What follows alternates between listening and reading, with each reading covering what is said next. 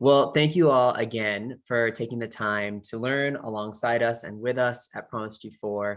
We're going to share a little bit about us and who we are as an organization, and I'm going to pass it to Cornelius to get us started. Thanks so much, Justin. And as you'll see in the notebook, and can you hear me okay? Justin, can you give me a thumbs up? Okay, great. You'll also see I dropped in the chat a document that if you open it up, it's a workbook, so you can follow along with us for some of the resources that we'll be dropping throughout today's session.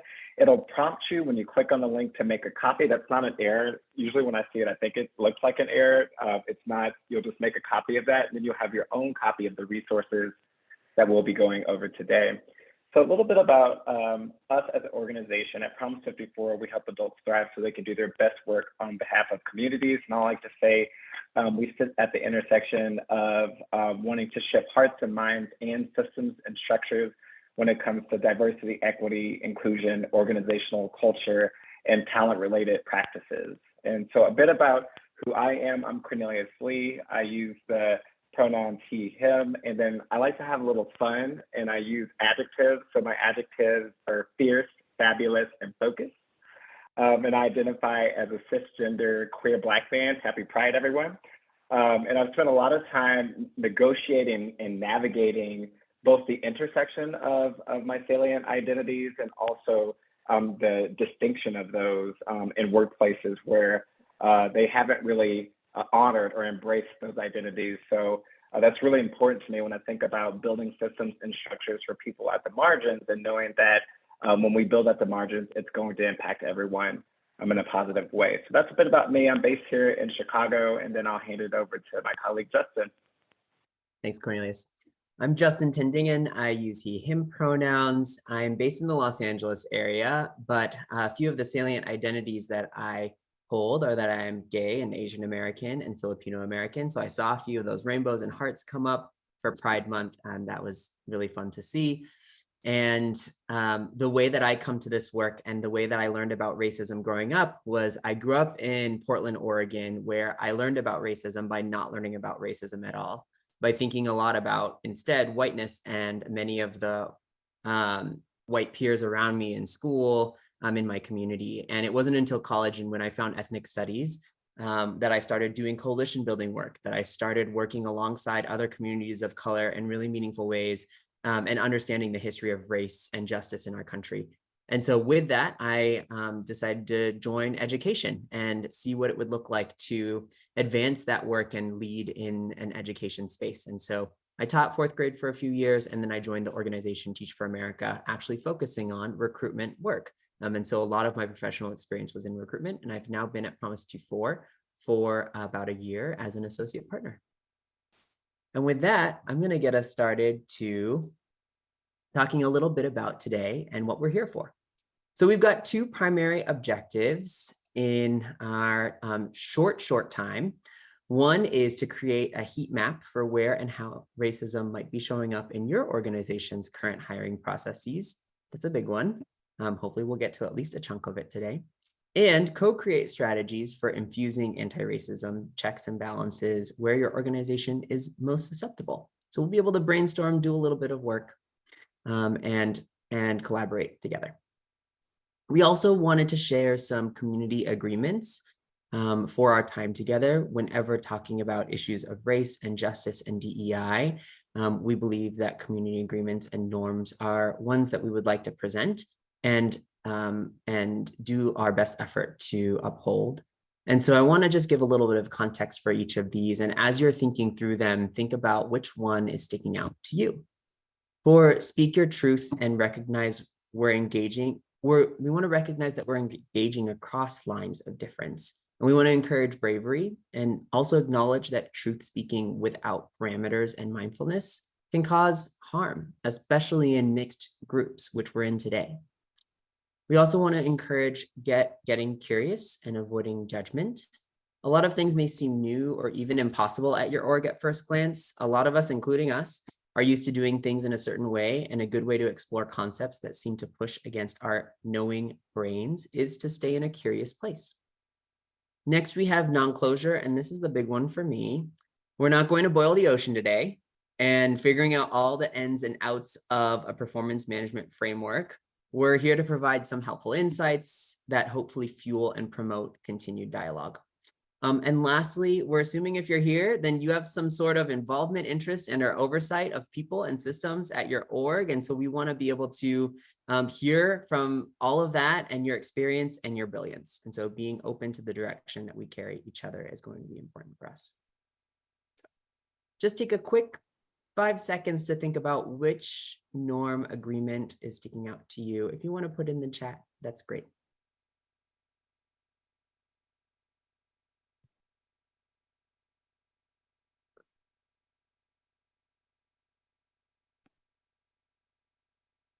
With that, I'm going to move us into our first section, aligning on the recruitment and hiring continuum.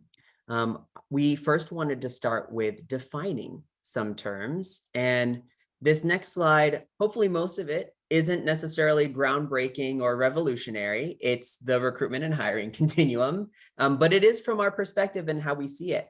And so I wanted to offer the opportunity, oh, and I love seeing these norms come into the chat. Thank you so much. We wanted to offer our framework for this related to role vacancy, recruitment, initial screen and selection, and how we view the continuum. And these words might look very familiar to you, some might not. So if you could take your annotation tool and mark just a few that are very familiar to you or ones that are most related to you, that will help us gather some data around who's in the room and what you might be closest to. So go ahead and find that annotation tool. It might be under options or more under the 3 dots, and then you're looking for annotate and stamp, and go ahead and stamp or mark a few places where you are closest related to this recruitment and hiring continuum. Love it. Seeing a bunch of stuff come in already. Oh, and it's pretty varied. We've got a good amount in role vacancy, seeing some in recruitment, lots of action here. And actually some on the develop questions, evaluation criteria, and even initial screen. Wonderful. That's great to see. This is telling us that we're going to have lots of experts in the room and that we can really rely on that. And it hopefully means that we don't necessarily have to define all of the things that are on here, but some might be less familiar to you. So as you're thinking about what might be less familiar, I'm going to go ahead and clear annotations.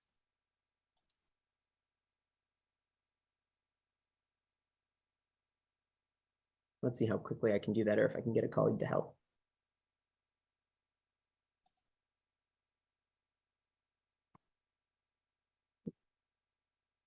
I still see annotations. My bad. Give me a quick second. Oh, there we go. Think about maybe 1 or 2 that you're most curious about. 1 or 2 that you're most curious about. I see outreach. Pipeline building, oh good, pipeline building. Developing questions. Decision rights.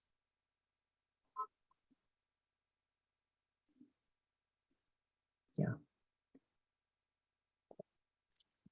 Again, in the spirit of accepting and expecting non-closure, we're going to be going over a few of these work streams, and we won't be covering all of them, but hopefully this gives you a taste of some of the things that we focus on at Promise G4 related to these work streams. All of this information is a really great way to get to know who's in the room. So thank you so much for participating. Okay, I'm going to clear annotations one more time and we'll keep it moving.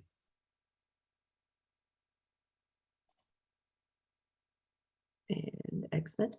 Great. So the recruitment and hiring continuum is also riddled with biases. And when we think about common pitfalls across the recruitment and selection continuum, we have this list of biases that might show up, from halo to horns to lack of diversity in the decision-making panel. This is a first test of whether or not you're able to access the resource in the chat. And so if you could make a copy of that workbook that Cornelius put in there, and I believe Samuel put in there as well, you'll find on one of the pages the definitions of these different biases. So as you scroll down to, and I will share my screen so that you can all see where we're at. I've got the workbook up, and you can see the common pitfalls in the recruitment and selection continuum slide, which mirrors ours. And then you can read through the different definitions that we have. Some of these might be familiar to you and some of them might not be. So go ahead and read through them. I'll give folks about 1.5 to 2 minutes to read. And then we'll come back together.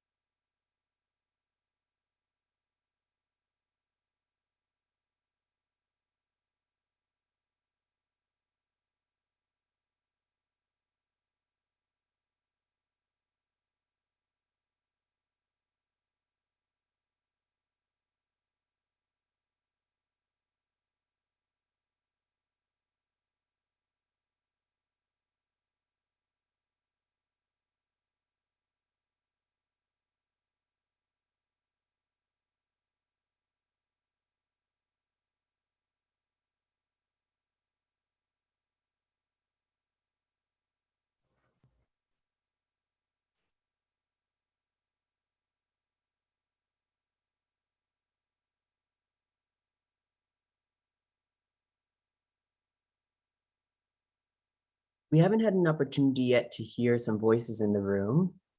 And so my question to you, as you've been reading through these biases that might show up in the recruitment and selection continuum, is I'm wondering if anyone has any salient examples, or if this made them, if reading through any of these biases made them think of anything related to their own work experience, and has some bravery and wants to come off mute and share with the group.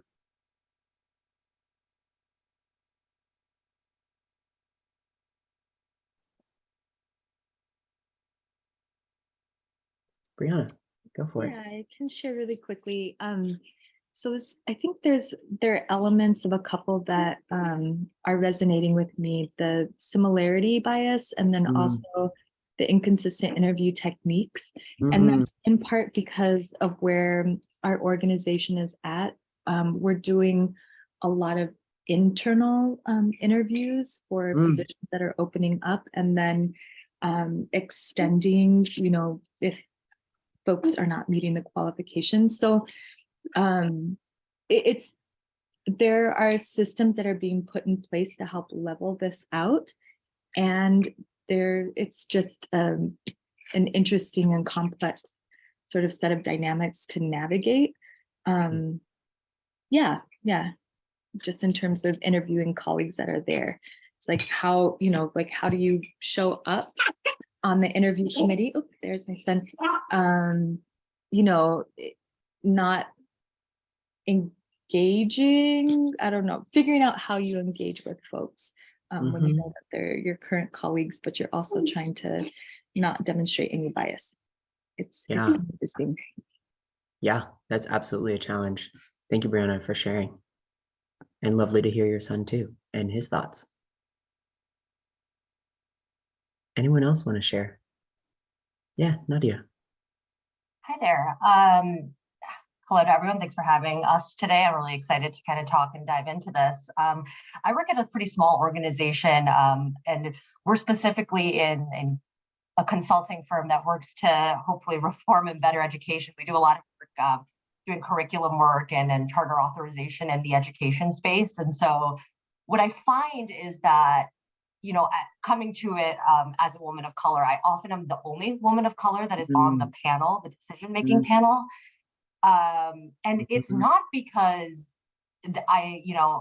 it's not for any other reason other than that I'm often just the only person that is a person of color. I'm often working with a lot of white women, and that is just to call out what is often in education. And there's nothing wrong with that. I think it's, it's amazing to, I come from a finance background, so to come into education and have a lot of women, it's always amazing. But I find that I'm always often sitting in a room with people that are using a little bit of that similarity bias, where they're looking at people that have similar backgrounds to them. And there's definitely that overemphasis on credentials that come into play.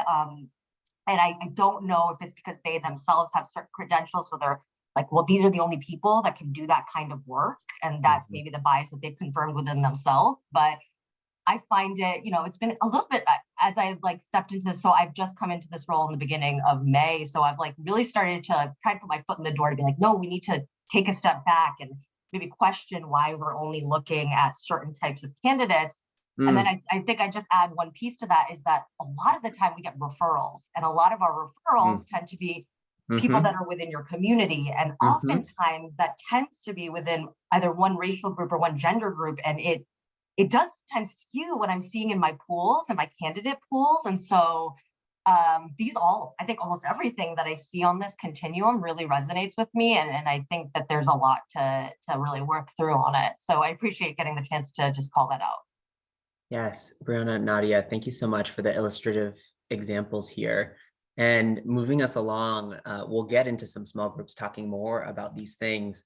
But essentially this data and this slide, what Promise 24 has done is done a lot of work with organizations where we've realized that the main constituents that the organizations we work with are trying to serve, their staffs might not represent those constituents. And that is a big gap that we are trying to close through this work and through our consulting and with the organizations we work with. And so we hope that this data is a little bit illustrative of that, but also that you might be experiencing that within your own work. So we're going to move it along now to part 2 of our time together, talking a little bit more specifically about the continuum itself and digging into your own experiences. So I'm going to pass it over to my colleague, Cornelius. Yeah, so now that you had just a taste of the biases there, and then an overview of the different stages, which hopefully many of you are familiar with them, we're going to actually turn the mirror to your organizations now and think about a bit of diagnosis here. So where do you think your organization falls in terms of bias showing up in those different levels? And then in order to do that, we're going to use something that we like to call a heat map. And so we're going to engage in this activity, and it's going to help us identify where along those 4 stages that Justin previewed might you be most susceptible to bias. And what this can help do is stop you from trying to solve all the things. I think from webinars, sometimes I'm like, okay, I want to do every single one of these strategies and every single one of these stages. We know, and I've heard from the 2 folks that came off of mute, that you're in resource-constrained nonprofits or education-centered organizations. And so you want to think about your bandwidth. And so what this type of exercise can do, it's not about the technical pieces of the exercise per se, but it's mostly helping you prioritize where along this continuum do I think our organization currently is most at risk or susceptible to bias. And that might be where you want to prioritize your resources first. Not saying that all the parts of the continuum are very important, but being able to think about with our resources, our bandwidth and capacity, where might we want to start first? And so with that, there's an example in your workbook of this heat map. And if you scroll down further from where Justin was, you should see an example. And this is an example from an organization that we worked with, and we did some mapping with them. And thank you, Justin, for scrolling down. He's sharing his screen so you can see that. So this is an example of what a heat map exercise can look like. So with this organization, we thought about okay, those biases and some additional ones, because that was a non-exhaustive list that Justin showed. I'm sure there might be some biases that you all could surface as well. Where do we think, looking at our end-to-end recruitment and selection process, might we be doing generally okay, knowing that there's room for improvement, but where can we say, okay, we're doing generally okay? That would be a green. And we're like, oh, okay, there's some places where I think that bias is definitely showing up here, but it's not totally throwing off the process. That might be a yellow, so somewhere where we might want to do some digging. And then red is like, yep, there's some inconsistencies here, or there's some biases definitely showing up that might really impact the candidate's experience, and that's going to be in red. And so we're going to give you an opportunity to try on this heat map exercise yourself. And so if you look in the workbook, and if Justin, you scroll down just a little bit, in your workbook, you should have a link that says try it on. I know a couple folks in the space can't access Google Docs because of some permission issues from their organizations. If you just message us, either Jamie Menchaca or the general chat or Samuel Biden, those are our colleagues that are helping in the wings, they can ensure that you get a copy of the workbook. But for those of you who can, click on it, there's a link, and scroll down just a little bit, Justin, if you don't mind. It says try it on. If you click this link, you'll make a copy.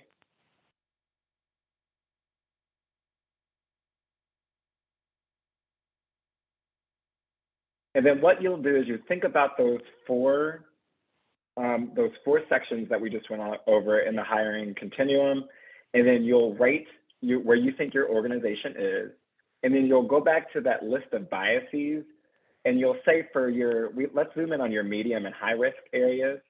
What biases do you think are actually showing up? So we're going to give you a couple of minutes of independent time to do that.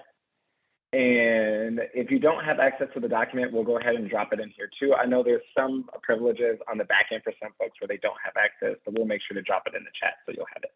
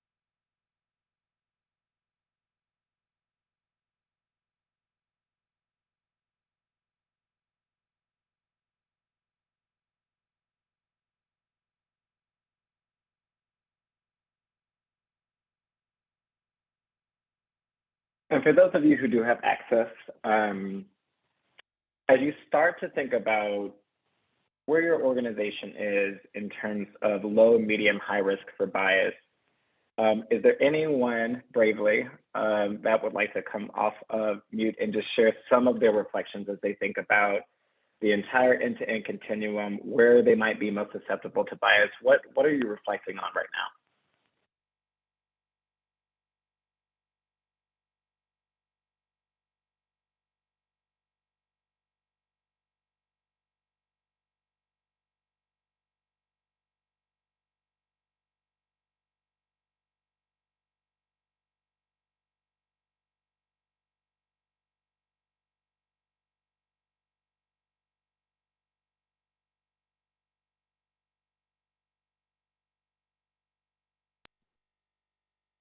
Hi there, my name is Irene. I'm with Communities in Schools. We're a nonprofit in Central Texas. I feel like right now our biggest risk is role vacancy. We have quite a bit of turnover and a lot of new positions that we're adding on. And our go-to job boards are university level and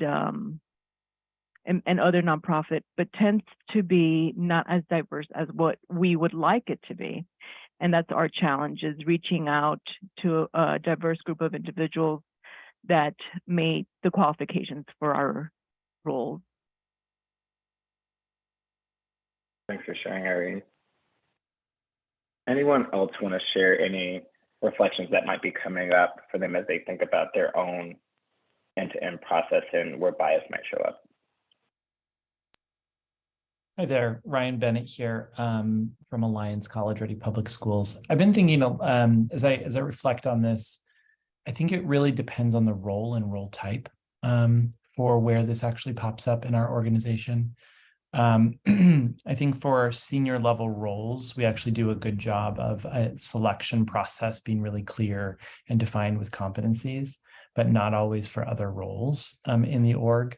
And so really thinking about more standardized evaluation criteria and also just more consistent interview techniques, both at the screening level and selection part.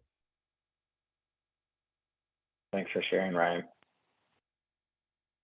And so now what we want to do, and you all have this as a resource. So as we said, today is mostly like an appetizer of some of these things. So hopefully just getting to think about your process in I think a more methodical, systematic way through where bias might show up can help you and your talent team or other members of your organization start to think about where you might want to prioritize doing a deeper investigation of some of these stages. It might even change some of your practices.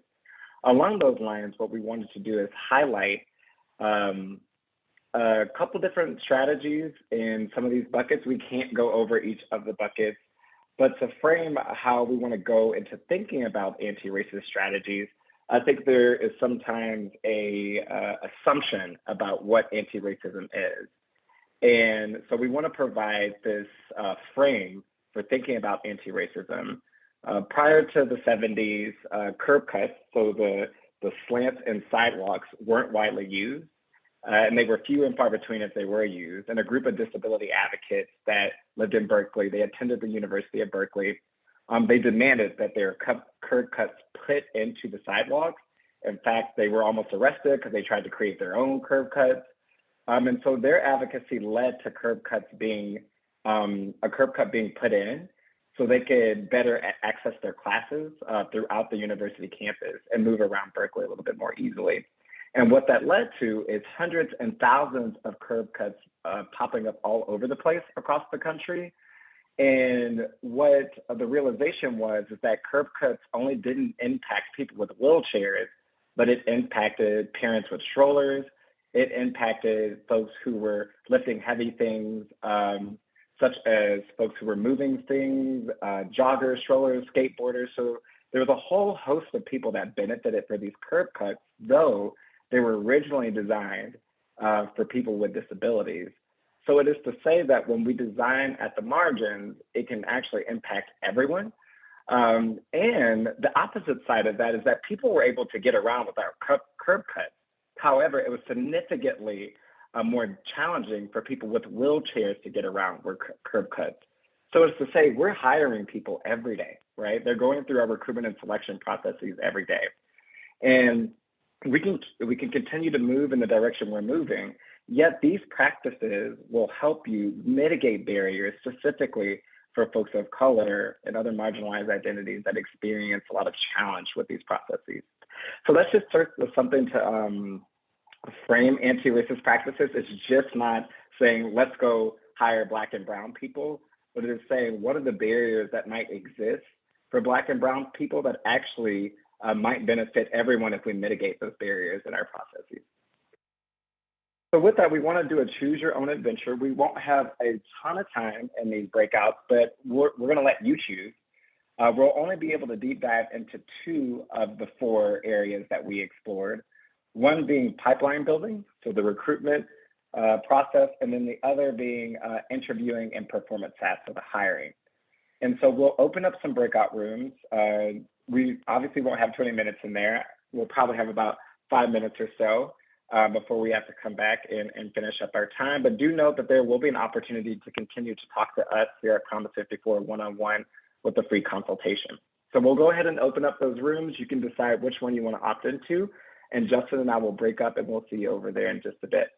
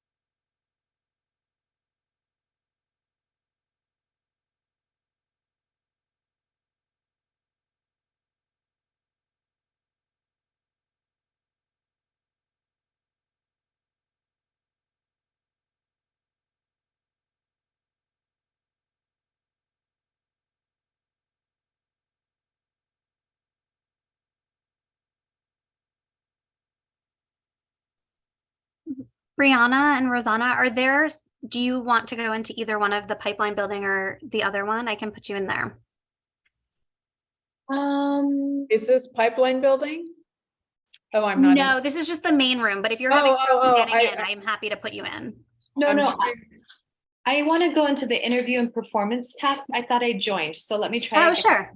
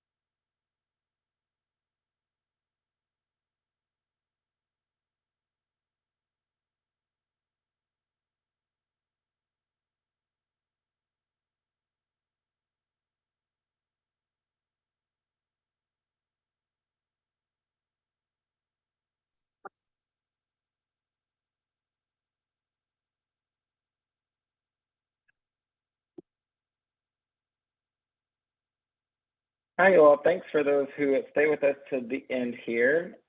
We are going to move towards the end. Here's some key takeaways for time. I'm not going to voice over all of these, but essentially, hopefully today you were able to think about bias in your own recruitment and selection process and think about where you might want to prioritize doing some deeper investigation with your team in order to maybe make some adjustments in line with anti-racist and inclusive practices, and thinking about evolving your recruitment and selection process, so not staying stagnant, even if you create some practices now with the way that DEI and human-based practices are evolving to be inclusive. You might be designing something now that's really inclusive, but as we learn more about how to take care of our people in organizations, 5 years from now, you might have to revisit that, or even shorter periods from now, having that continuous cycle of improvement as a North Star. So as we end our time, we want to invite you to do a couple of things here. If you do want to chat with a Promise 54 person one-on-one, we're offering a free consultation. Justin just also chatted the link in there.